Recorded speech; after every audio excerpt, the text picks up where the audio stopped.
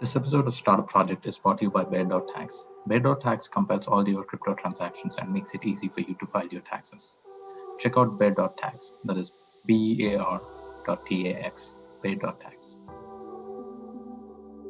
Hey Vipul, welcome to the show. Hey Natraj, thank you for having me here.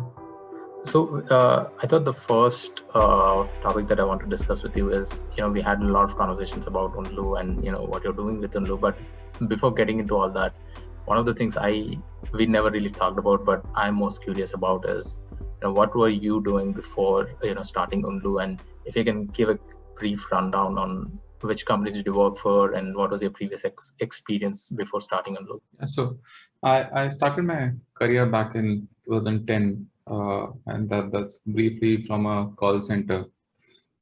I was on Dish TV for a couple of months while I was studying, and then post that it didn't work out somehow, and I moved into teaching for almost 8-10 years. By the time I was completing, I was doing my whole studies. So that's how where my journey started from, and I think working over there and then teaching for like years of time, it helps me to understand a different demographic of people, right? I taught more than 150 odd students one-to-one.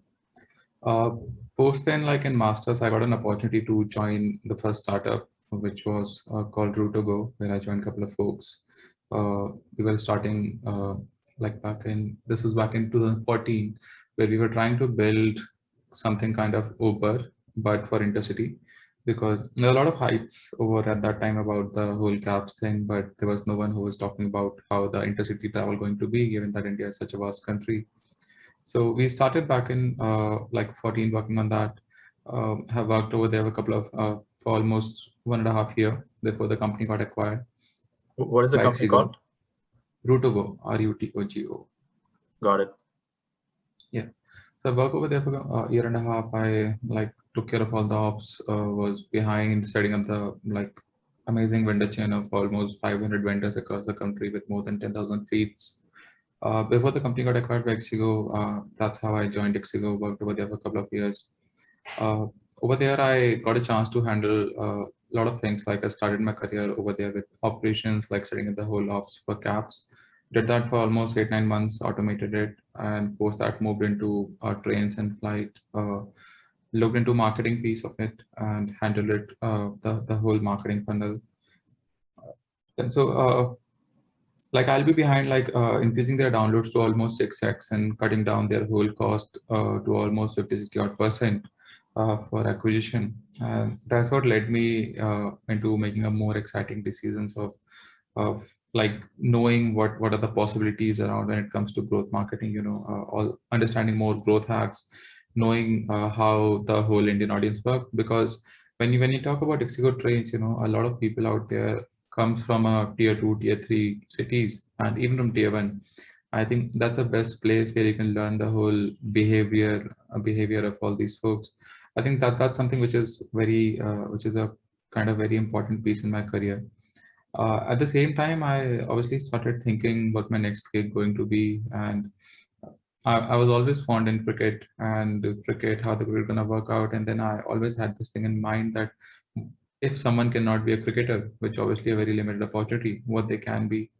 There was a time when a lot of people are coming as a cricket commentator, cricket writer.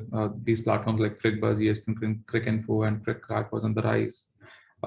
So the opportunities in cricket field itself is like growing multifold. And with every second person in India knows about cricket, I know that there is insane opportunity lies over there where you can engage the fans, you can make them create some content, make them use their knowledge of cricket, talk to it about everywhere else, make some money on it. But at the same time, don't be sad about not becoming a cricketer, and while obviously talking to a lot of experts, a lot of cricketers, increasing your knowledge. So that's where the whole idea of this started, where how one can utilize their knowledge, how one can utilize their creativity. But obviously it was limited to cricket only. We built an app, have launched it, have raised a couple of rounds over there, and hit almost 5 million users before the company again got acquired. That the whole idea, as I told, is to engage the fans, let them utilize their knowledge and make the money eventually on their knowledge. Uh, So I had a lot of learnings while working over there, seeing that where the whole CAC and LTV gonna help out. Like, though we had been able to get the CAC super low, we were doing it around 12 to 15 paisa per download. We were like kind of ranking on the top of on top keywords about cricket on Play Store, which gives us amazing boost, which gives us reaching a 5 million odd users in hardly a spend of a 50,000 odd dollars. So that's been the most optimized way of acquiring those users, but still the finding the way to monetize them was kind of super tough at that point of time. Uh, and that is what led to a acquisition after almost 2 years of working hard on that product. That leaves me with a lot of questions, that because the whole piece is very exciting. I saw that a lot of people are joining the app. I saw that there is a right path, at least because people are liking what we are doing. But I think the whole idea need to again think through to see that where the monetization possibilities will be there. And that led to me for almost 1.5 years of research before thinking out what my next gig going to be, obviously in the similar space. During that 1.5 year time, I took up a influencer marketing agency, have worked with 100 odd influencers, thousands odd micro influencers to understand what their pain points are, how they are thinking around how the whole creator economy is moving, where the world is uh, like transferring. So see, I had this thesis from day one that there is an insane opportunity for someone to make money on the internet, and I think that's how even I make the money, right? All the things that I had been able to build till now is all the money that I made through internet. So the possibilities are insane. And then this COVID hit. COVID again was a amazing learning for us, where we realized that in the first 3 months, if you see, everyone was kind of consuming content, right? People were playing Ludo, people were playing Hago games, they're spending time wherever possible. And then all of a sudden a shift happens where everyone now started becoming a creator. They started posting cooking videos, they started posting dancing videos or what's not. So that's what the idea, like this was the thing that we always thought that this gonna happen, that there is a consumption economy and then there is a creator economy. The web 2.0 we felt is all about consumption, where the platforms like Instagram, the platform like Facebook, Twitter came up and people start consuming the content, whereas only top 3 to 5% are building the content. But now that percentage shift gonna happen because people have realized the power that it have. You can literally become self-employed. You don't have to blame the governments around that the employment is not happening, and you like making $1,000, which is a minimum benchmark living in US per month, is kind of super easy if you do it right. So we had this thesis, but I think COVID proved it again. And a lot of this creator economy, where the creators are moving towards, like consumers are moving towards becoming creator, learning more about it, trying to see how they can make money, is actually getting boosted up in last 4 5 years. Focusedly in last 2 years, actually, this whole space seen an amazing spike. And that's what led us to building on Loop. We started with the thesis that we're going to have multiple models on board. We're going to try with 3 4 in the initial phase, see which going to work out best compared to the Indian market. So, to coming to Unlu, what was your initial thesis that you wanted to test out? And because now you have, Unlu class, and you also have brands engaging with, celebrities and influencers. What was the initial thesis, and now how it evolved into different products? So, can you talk about what is the initial thesis and what are the different products now you guys offer? As of the initial thesis was more over to test out that which product, given in the creator economy, gonna work well. How does the fan want to engage with the creator? What kind of feeling I as a fan have for the creator, right? If let's say the fandom is high, then do I want to pay for the fandom? If let's say the respect is high, do I want to pay for the respect? Or eventually where I as a fan also want to move in my journey. So that's why we started with launching multiple products. We launched Unlu Shoutout in the beginning, where you can simply come and book personalized video messages, or you can get on a one-on-one call with these artists, knowing, learning, or just talking what you want to talk about, and launching parallelly Unlu class, where you can obviously learn from all these artists. So we launched these 3 4 products in the beginning. Obviously, first couple of products were Shoutout and Live, and then the second product is Unlu class, which we have built back in November, December last year. So for Unlu class, right? It's similar to what Masterclass did in US, and you have these different artists slash influencers who are prominent in their own field, and you're bringing them to teach their years worth of learning or insights, and anyone basically can log into Unlu class and they can basically understand the thinking and the thought process and the mental models that go into becoming what they become. So I'm curious how you're thinking about which categories of influencers that you want to bring, and if you can talk about the process of how you go from deciding a category to a user logging into Unlu and checking out that particular class. Let's say, for example, you guys launched Manoj Bajpai teaching acting. Like, how does the thought process evolve into what it became to a class by Manoj Bajpai teaching acting? I think that's an amazing question.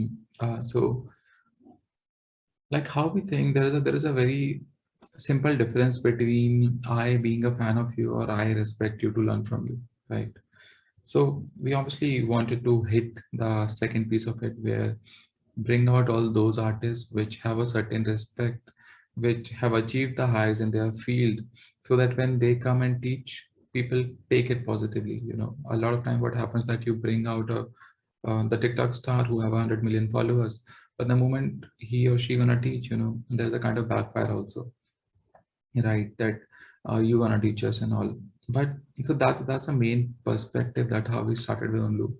We want to create a platform where everyone who teach is known as a legend, either because they came on the platform or because we bring on the platform. So that's the idea behind bringing people like a Ruskin Bond, people bringing like a Manoj Bajpayee or a Johnny Liver, who have mastered the art of craft, been in industry from almost 40 years, 50 years, even 70 years with Ruskin Bond. So they have an immense respect out there. When you talk to people that, do you want to learn from him? There's a hardly where the answer no, unless until they don't even want to learn at all. So that's the first thesis. Like every time we go out in the market, we do a research. We first see that which category have a higher searches, which category have a space where someone want to learn a lot. And second, we pick out the top few legends in that category, do a search out there, run a poll with all the audience, see where we are getting a all like 100% positive response, irrespective if you want to learn or not. If the response should be positive, like there should be no single active comment, and that's how we ride towards every people that we bring on board. So how does the process of, let's say you decided, okay, this is the criteria with which you're making the decision. Now you decided that you want someone like a Manoj Bajpai. So what is the next step in terms of getting that or making sure that that happens? Yeah, so when that obviously initial phase it becomes pretty tough, but as you set up a brand, it becomes quite easy. Like at this point of time where we are, we start getting a lot of inbound queries. So a lot of artists like they approach us regularly that they want to do Unlu class. But yeah, when you go on the initial phase, it's all about how you are building what you are building. So having very picky about the artist becomes super important. So in the initial phase, obviously, the moment we decided to Manoj Bajpayee, given that I remain in the market from last 6 odd years now, so most of these people I work closely with on one other thing in the past. So that's how I had a good close connect. One thing that we don't like to go through agencies. The moment you go through the agencies, it becomes quite tedious because then it becomes more of a commercial deal instead of understanding the value behind it, instead of When you understanding say the agencies, you mean the talent management agencies? yeah. So And basically, you prefer dealing directly with the artists or influencers themselves instead of going with the talent agencies. Did you guys face any backlash in terms of you wanted a particular artist or an influencer, but had trouble with the talent management agencies? No, not at all. Like it was a few years back when every agency had to add 100 exclusive artists, but now they have the artists but not exclusive. So very few people know this, but all the top agencies which had to add like the top likes exclusively signed with them, that all trend had went down. Now no one is exclusive with anyone. It's very rare that few agencies are having 20, 30, 40 odd artists with them, but like it's not like what it was a few years back. So everyone have their own manager. and they don't mind working directly. And in our case, it also doesn't backfire because it's very much like a movie script, right? Till the time you don't script it out to the artist, it is not gonna make sense, irrespective of whom you're doing the end billing with. But the first thought, first conversation should happen with the artist, and then artist should say yes. Artist should like it, and if artist likes it, artist gets the go ahead. Then getting a final deal becomes super easy instead of going via agencies, having a multiple cut downs in between, and briefing your idea, briefing your values. So that's a kind of another reason we like to go directly to the artist, explain them instead of taking a route and route. So in terms of, so once you know connected with the artist, is there an exclusive agreement that they'll have to not do this again in another platform, or Yeah, so every artist is exclusive with us. Uh, could be for 1 year, could be for 5 years, depend on different artists. so in terms of I was watching one of your master classes, sorry, Unlu classes, and they're very well produced as well, right? So you're not from technically production background, so how are you making that happen, that process of getting that product in terms of producing it and also scripting it? Is how much of it is artist versus how much of it is Unlu versus how much of it is another production company coming into it? So again, though I don't come extensive with a background having produced multiple movies out there, but yeah, like I had been lucky enough to been a part in like more than 3 odd movies, seeing how the things are gonna work out, even like spend some money coming as a co-producer. So that's very much like an angel investment that we do around there.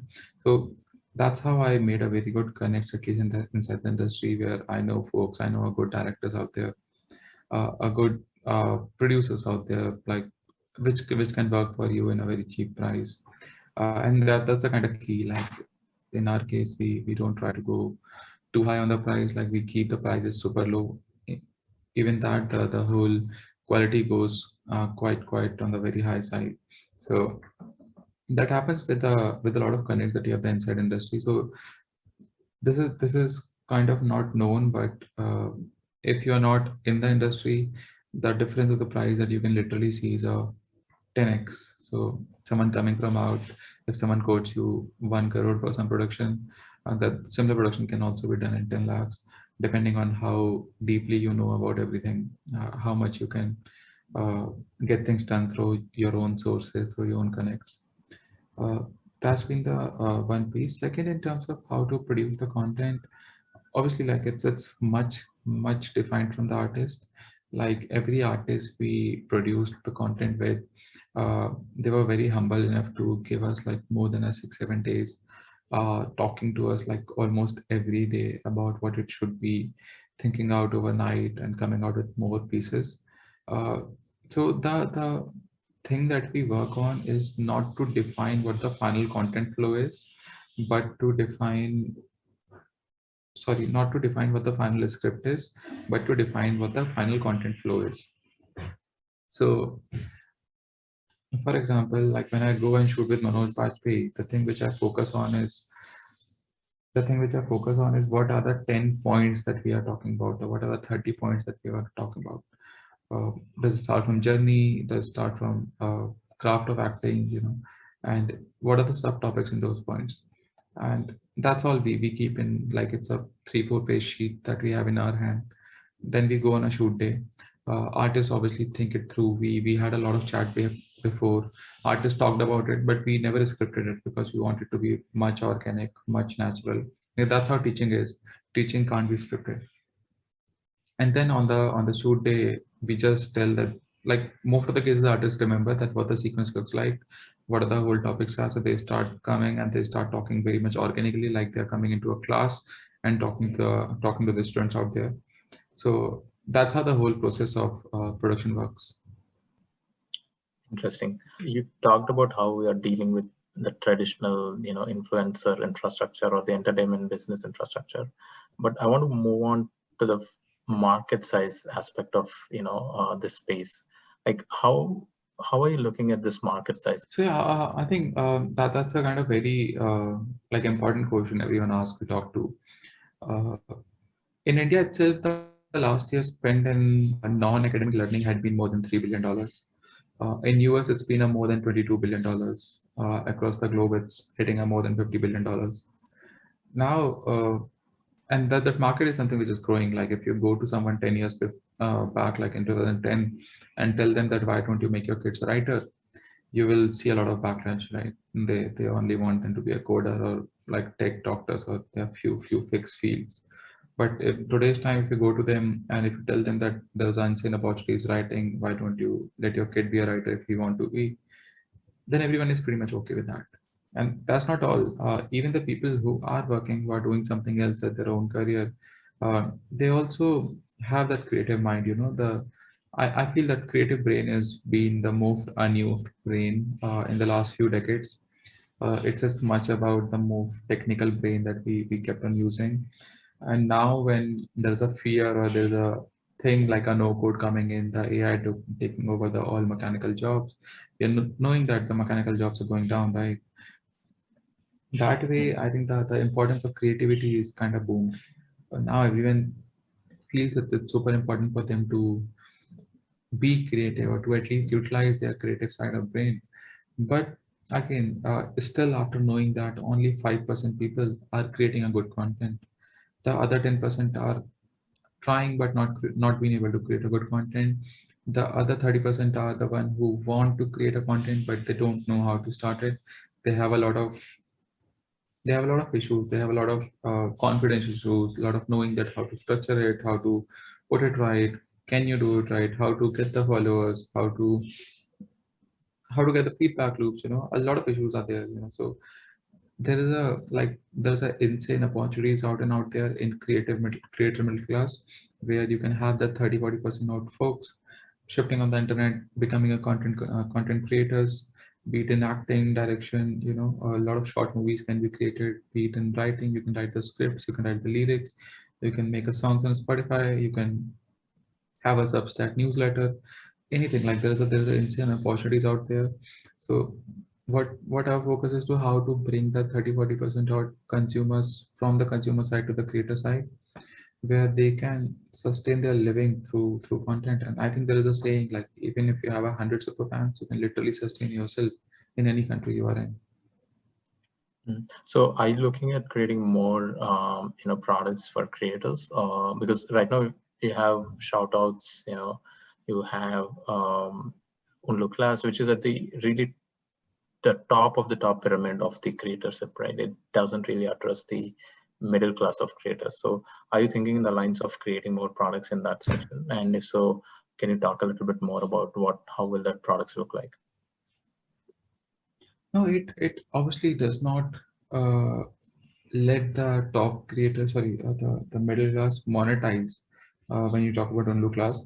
But if you understand the idea behind Unlu Class is to make you take a first step in your journey. You know, so if you want to be an actor, you know, it's very much like being in a school. Everyone who teaches you something, and you don't know how to apply it. You know, so when you come and you learn from someone who applied it, who went in the top from nowhere, there is an insane amount of learning you can do with this class. So that's what idea had been, where we want to empower every creator, every consumer right now who can be a potential creator, thinking that they can also be the top creator like them. So we bring out all these journeys, all these learnings in front of them, and let them learn from it as a first step. The second step is to join our communities. We have a communities of writers, we have a communities of actors, we have a communities of directors. Over there, there's an insane opportunities out there where one is helping another to finish the unfinished project. We have a only unfinished, where a writer can come and just post whatever stories that they are working on but not being able to finish it, and the other writers can help them to finish it out. You know, so a lot of these things we are doing. A lot of feedback loops are there, where if you are making some videos, you can simply post it over there and you can take the feedback of other actors. So that's another piece of it, where the Onlu community is the most important piece that we are building on the top of Onlu Class. And there, because these writers, actors who come in themselves are a certain level of influencer with 1,000, 2,000, 5,000 followers, even a lot of people who have written a books or who have written books of taking the classes. So they then start taking the live sessions. Like you go and join any Slack communities on on other community platform. And the most important piece is the people talking to each other, like where I as a platform don't even need to know. So they are conducting a lot of live pieces among each other, where one is helping out each other, sharing their experiences. And I think all that is helping out to create more creators on the platform than any other platform can do. Fascinating. One of the other things I wanted to talk about is, a competition. I guess at some point, the space was so hard that almost there were 20, 25 companies doing similar or, a different version of either Unlu class or Unlu shoutouts. And now I think we've ended up having 5 to 6 major, companies in sort of seed to Series A stage, whether it's String, Wish, TrueFan, or Front Row. I'm wondering, how are you thinking in terms of separating yourself as competition, and how are you even looking at the ecosystem evolving in general? Yeah, so it happens like when the space is out, a lot of people try to do it. Uh, but then there are few players who reach to the next step. Like this is a filter, right? This is what happens. Like you started, there is no filter. You reach at some extent, there is another filter, and then the filter keep happening as you're gonna grow, because growing this market is super tough. And once you are at some extent, you have a moat. Like you have a moat of having these artists on your platform. You have a moat of having amazing content. You have a moat of users started trusting you as a brand. You have a moat of, like, let's say, being just profitable, or making a company which can be scalable. Sometimes like for example, if you start a company where you say that you want to give a minimum guarantees to every celebrities out there to bring them on board, then it becomes very tough for you. Like then the only way you can scale is to have the next round. And if you don't raise it at the right time, you might gonna die down. So can you sustain it till the time you can show the numbers, till the time you can raise the next round? I think that's a super important piece. Or like, can you build a business where you don't even need to give MC? So that's a kind of another mode that we have, where all the artists that comes on the platform have trusted on our product, on our values, instead of just coming only for the sake of money that we offer. Because that's the one piece where anyone can do, right? Like tomorrow you raise $100 million, you might can bring all these artists on board, but the point is, are these guys aligned with the values that you have? So that's been one of the important mode that we have. And from Shoutout perspective, I think that's been one place where we grown pretty well, because it's a much like a open platform where any influencer celebrity can come join, create their platform, promote themselves on their social media, start getting their booking, make money, and takes most of the cut. It's well automated. We don't involve much over there. Uh, and class basis, I think the kind of picture that we have built is much more on being a legend side of it. I think today why every celebrity come to us, because they realize that they would love to have themselves teaching on a platform where the Ruskin Bonds are, where the Manoj Bajpayees are, or the Johnny Livers are. So there's a kind of messaging you had already given in that market, that if a legend need to come on somewhere and teach, it's on class. So I think that's the kind of differentiation we have from the market, and I think we are very bullish on how to make a sustainable business out from here. At the same time, grow super fast. Like how you can have 100 classes on the platform in just span of 1 year. Is it possible? Yes, is it possible? And the third thing is obviously how to make that legendary status, like from the platform that you have.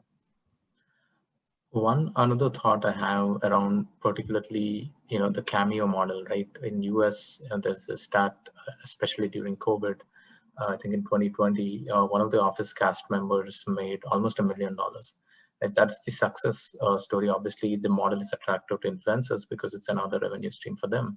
But I always thought that, is it possible, to some celebrity to get this outlandish success? Because I still don't see in any of the platforms the A-listers, and even Kevin Malone is not anywhere close to an A-list Hollywood star or anything.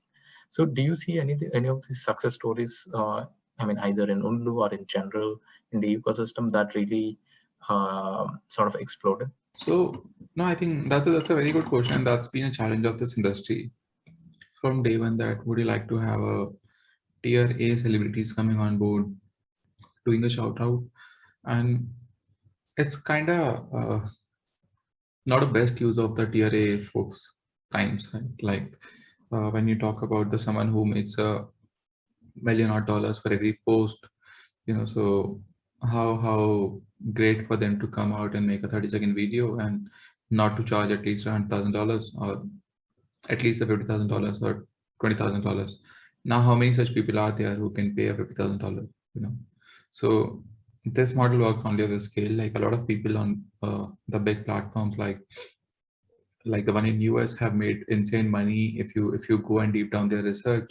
So they did it through by reducing their price. The top folks came out, someone who have a great following, but reduce the price to just $10 or $50, and that's what gave them a bulk booking, and that's how they made $1 million out of it. But is it feasible for you to keep building a shout out at that scale is another challenge. If you have that much of time, you might not be able to scale your whole influence out there. So it's a big, there's a, you need a better balance between a scale and supply over here. You need to see that where you can have the best use of your time. uh, Obviously it is scalable for a lot of people out there, like someone who made a lot of influencing now, possibly have nothing much to do but want to utilize their time through this. They can obviously make $1 million out from here, but you don't find again a lot of such stories keep happening. At the same time, how we track it, or we try to at least track it, is moreover getting a lot of brand bookings also along. So consumer obviously became one piece of it. We are never too bullish about a consumer coming and taking a video calls, or consumer coming and taking a video messages, because over there the influencers for own following is quite enough.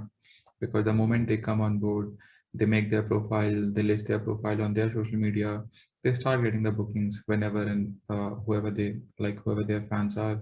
So we really don't have to work a lot in that area, marketing us a lot, because all these influencers come with their own audience, and there is no point of going beyond that audience, because someone who don't follow them, pay for them, is a kind of a very low probability.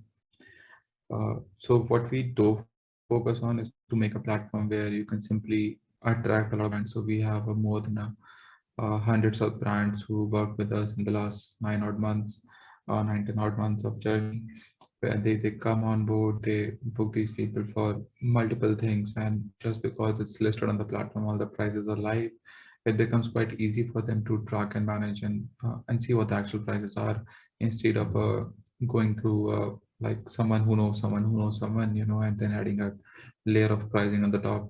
So we make it a completely transparent model for anyone from consumer to brand to talk to these celebrities. But yeah, brand being the main focus when it comes to uh, we doing some operations. I think the brand aspect makes more sense in India versus just pure consumer play, especially in terms of shoutouts. I think that is See, something. it's there in, sorry to cut you, but it's No, no, there in US also. yeah, yeah, Like 50-60% of the money that the top video shoutout platform makes in US comes from brand, by selling selling, like, say, vouchers and $100,000 to Amazon, or $1 million to a Google, or even a small brands where they can actually use that credits for the entire year to get any celebrity doing post for them, get any celebrities giving messages for advertisement for them. So I think in US also it's a 50-60% of the money that comes from brand itself. Though yeah. it's about how you're gonna portray yourself is a different study altogether. But yeah, if you really break down the revenues, then yeah, that's how it is found. Interesting. I didn't know that. But moving along, I mean, you're also one of the few founders who I know also invest in other startups. So I wanted you to understand and sort of talk about your thesis in terms of what you're investing in. What are the sectors you see or believe in right now that you think are the future? See, I started investing with the idea of learning, because when you are a founder, you build two startup, three startup, four startups. But when you are, like, when you become an angel investor, you literally can expand that horizon to 20 odd startups, can see what's happening, that 20 odd journeys closely, and learn a lot from them. So That's what the idea when I started when I thought that I'm gonna write my first angel check back in 2018 after the acquisition of Brick. So yeah, that's how I came into this whole segment. Though my couple of companies now been acquired by unicorns in India. One is recently got acquired by Zomato. So have a great experience on that side too. Currently, when I invest, I see one is obviously the creator economy. That's something which excites me a lot. Not because I'm only doing it, but because the way the whole trend is. I think if in the world if someone talking about anything more than Bitcoin, then it's either creator economy or the community. So I think these two pieces I'm very bullish on to see that who can build an amazing community of the folks to make the whole networking super easy to bring the whole like-minded people at one place. Uh, where you can remove the borders as a barrier to talk to someone to make a good friends out there. Uh, Second is obviously what all you can do in the whole creator economy space, because my hinge is like 10 years down the line, the 30% of the folks gonna convert into a solopreneurs, either making money through the web with the freelancing or just working from a home, like for a companies, but not on a full-time basis for sure. So to build a tool for them is going to be another important piece. So I think these are the two, three areas where I'm kind of quite excited on. Apart from that, gaming, sports has always been the top. So one of the things I thought of wanted to ask is, what about NFTs in the creator economy space or in traditional uh, influencer space? Because you worked in traditional entertainment business as well. Are you seeing any trends in terms of NFT? Combining, because India is big on entertainment, right? Are you seeing any combination of entertainment combined with NFT, or something what Dapper Labs did it in the US with NBA? Is something happening in terms of cricket and entertainment and NFTs? One that I'm still not very convinced on that the market is ready for NFT, uh, at least in Indian market, not foreign market for sure. We are seeing a lot of great success out there in NFTs, but with the Indian market, see NFTs and these pieces are gonna work well where you have a surplus money, right, to spend it. Surplus money with someone who is equally passionate out of for artists, for cricketers, for their collections, right? And in India, over the time I had been into this space, I realized that as and when you start having the surplus money, the tendency of having such a insane fan following where you can pay $1 million for acquiring a cricket bat or acquiring a T-shirt for $100,000 becomes quite low. So that's where I see a bigger challenge, at least at this point of time. Though it gonna come as I feel as the gaming thing gonna moved up. Uh, it gonna come in the picture where I want to, let's say, have the T-shirt of Virat Kohli wearing while I'm playing a game in, for example, any EA Sports, EA Cricket. If I'm playing over there, I surely want to wear a T-shirt of Virat, and that could be one NFT I can buy from Virat Kohli. But I see a very low possibility at this point of time, but the opportunities are insane, undoubtedly. The possibilities are insane when it comes to digital use of these products. So it's gonna boost, it's gonna boom for sure. But I think it's still gonna have that couple of years of time in between where one can come and start building the product at least, start having things in place, and uh, the market is parallelly getting ready for it. So we're reaching almost our end of our conversation. So one thing I thought I'll ask you, which I ask almost all of my guests, is one or two things that you recommend. It could be books, podcasts, blogs that you consume from. So in terms of books, it's a kind of I keep reading kind of a two, 3 books a week. I think if what I would like to recommend people is one is obviously to work on the whole spirituality piece, like that meditation is something which wherever you can actually find having a good meditation. There is a book called Silva Ultramind. I'm a kind of big fan of that meditation book. So one is obviously can read that, and that's a amazing piece of change. That's something which brought a lot of change in me as a person. In terms of podcast, I recently one of my investors referred there is a podcast called Battle of Businesses. So that's a one very amazing podcast which literally talks about how the two businesses compete at the same time, and it have all the businesses from the ages of like 1980s, how the whole business watch comes in picture, what happens when the Nike versus Adidas, the Netflix versus their competitions.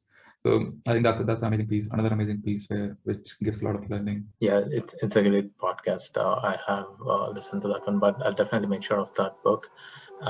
People always, great talking to you, and hope you will have more conversations. And all the best for Unlu. Thanks, Nutaj, and thanks for like giving me this chance. Like this is the kind of amazing platform you're building.